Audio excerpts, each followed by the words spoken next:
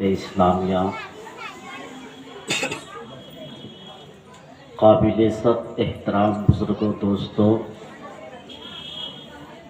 नौजवान साथियों, अज़ीज़म बच्चों, पर्दा नशीन ख़वातीन मोहम्मदिया, अदब के साथ सलाम मोहब्बत पेश कर रहा हूँ। अस्सलामु अलैकुम व रहमतुल्लाहि।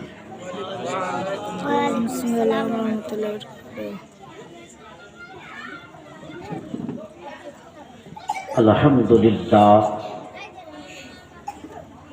अल्हम्दुलिल्लाहिल्लज़ी अबदअल अफ़लाक वल अर्ज़ी वस्सलातु वस्सलामु अला सय्यिदिल मुरसलीन व अला आलिहि व अस्हाबिहि अजमईन। अम्मा बाद, अऊज़ु बिल्लाहि मिनश शैतानिर रजीम। बिस्मिल्लाहिर रहमानिर रहीम। हुन्ना लिबासुल लकुम व अंतुम लिबासुल लहुन्ना। सदक़ल्लाहुल अज़ीम व सदक़ रसूलुहुन नबियुल अमीनुल मतीनुल करीम व नहनु अला ज़ालिका लमिनश शाहिदीन वश्शाकिरीन वल्हम्दुलिल्लाहि रब्बिल आलमीन। वाह क्या मर्तबा ए गौस है बाला तेरा, वाह क्या मर्तबा ए गौस है बाला तेरा। ऊंचे ऊंचों के सरों से कदम है आला तेरा, ऊंचे ऊंचों के सरों से कदम है आला तेरा। सर भला क्या कोई जाने के है कैसा तेरा, सर भला क्या कोई जाने के है कैसा तेरा। औलिया मलते हैं आँखें वो है तलबा तेरा, औलिया मलते हैं आँखें वो है तलबा तेरा। मिट गए मिटते हैं मिट जाएंगे आदा तेरे, मिट गए मिटते हैं मिट जाएंगे आदा तेरे। न मिटा है न मिटेगा कभी चर्चा तेरा। और इस शेर को समाप्त कीजिए कि तू हुसैनी हसनी, तू हुसैनी हसनी क्यों ना मुहियुद्दीन हो, तू हुसैनी हसनी क्यों ना मुहियुद्दीन हो। ए खिद्र मजमए बहरैन है दरिया तेरा, ए खिद्र मजमए बहरैन है दरिया तेरा।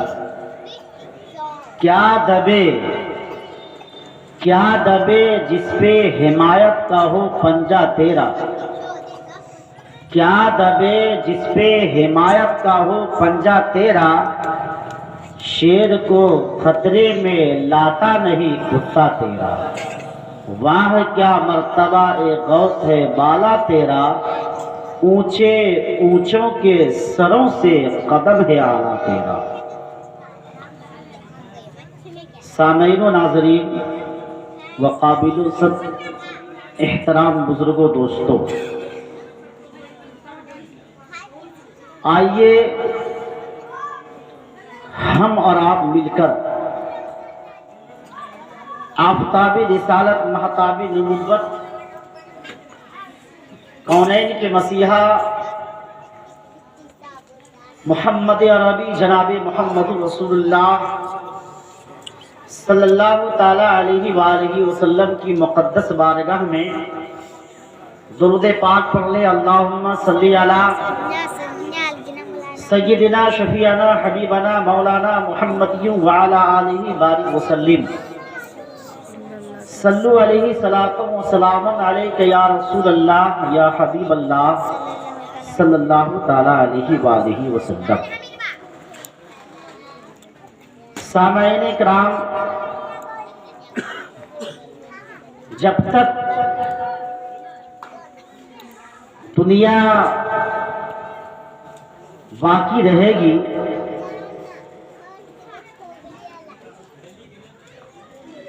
जब तक दुनिया कायमो दायम रहेगी,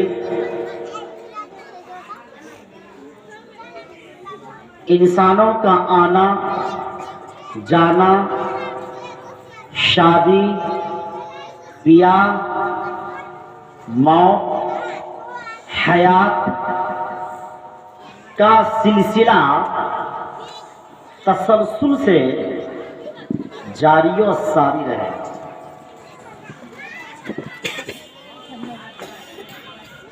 मैं अपनी बात पेश करने से कब्ल एक बात समाप्त कीजिए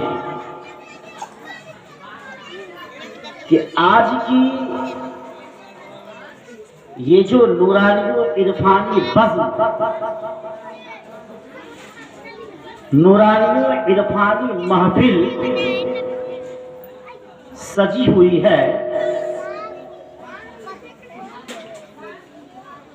अहले महफिल की नीयत जो हजरात इस तरह लाइट, बत्ती, शामियाना, डेकोरेशन का जो इंतजाम किए हैं, वो सिर्फ और सिर्फ सुन्नत रसूल अदा करने की नीयत से और एक पाक और अच्छी महफिल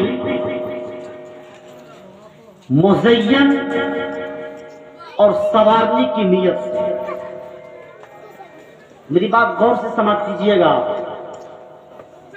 मैं अपने तमाम अजीज़ान मिल्लत इस्लामिया से और कलमे तैयबा पढ़ने वालों से मुखातिब हूँ। आप जहां कहीं भी हैं, मेरी बात समाप्त कीजिए। आप तो इस बात को हम और आप एक्सेप्ट कर रहे हैं कि ये महफिल, ये शामियाना, इतने अखराजात किस नियत से किए सबको बखूबी मालूम है। सामईन, बड़ी अफसोस के साथ मैं एक बात कह रहा हूं और इस बात को आप नोट कर लीजिए कि मिलाद शरीफ के बाद या मिलाद शरीफ से पहले हमारे घरों से, हमारे दरवाजे से, हाजी साहब सुनिएगा, समाज में जो बुराई है ना, खास करके मैं बहुत परेशान हो चुका हूं। मुस्लिम समाज में शादी हो रही है, आप अपने दरवाजे पे डीजे लाए हुए हैं, ठीक है, अल्लाह और रसूल की आवाज आप बुलंद कीजिए। मैं इसे तस्लीम करता हूं, स्वीकार करता हूं। अच्छी आवाज में, बुलंद आवाज में अल्लाह और रसूल का जिक्र कीजिए। अब इसके आड़ में गार्जियन के जानिब से मिलती है, घर के बच्चे मेरी बात नहीं मानते। आप इस बात को ज़हन नशी करें कि महफिले पाक सजाई गई अल्लाह और रसूल के जिक्र के लिए, और अल्लाह और रसूल के जिक्र के बाद उसी महफिल में हमारे समाज के बच्चे, हमारी कौम के बच्चे गलत तरीके से डीजे को और लाउड स्पीकर को इस्तेमाल कर रहे हैं। गाने बजाने में हम अपना वक्त गुजार रहे हैं। आप इस बात को एहसास कीजिए, रात बनी है इबादत के लिए या सोने के लिए। आप अल्लाह रसूल की मुकद्दस बारगाह में बढ़ना चाहते हैं, ऊपर उठना चाहते हैं, उसी रात को खुदा की याद में आप गुजारिए, अल्लाह रसूल की याद में आप गुजार दीजिए। हमारे बच्चे के साथ साथ हमारे बड़े भी शामिल होते हैं। आखिर इस बात को बताने वाले आपके बीच कौन आएंगे? बहैसियत आपके इमाम होने के नाते मैं इस बात पे टिप्पणी ना करूं, मैं इस बात पे बातचीत ना करूं, तो आपके जहन में इस बात को कौन डाले? और सुनने के बाद इस पर अमल करना किसकी जिम्मेदारी है? अल्लाह ऐसे लोगों को नेक अमल करने की तौफीक अता फरमाए। मुसलमानों, आप मेरी बात सुनो। मैं तमाम सामईन किराम से मुखातिब होकर ये कहना चाहूंगा कि अल्लाह तबारक व तआला की जानिब से, आप गौर से समाप्त कीजिएगा, अल्लाह तबारक व तआला की जानिब से जब इंसानों को अजाब दिया जाएगा, सबसे अजाबों में से सबसे हल्का अजाब, अजाबों में से सबसे हल्का अजाब वो है कि उनको आग की जूती पहनाई जाए। अल्लाह अकबर। अब आप इस बात को ज़हन में रखें और दुनियावी आग को तसव्वुर में लाके आप अपने हट पे कल पे हाथ रख करके ये डिसीजन लें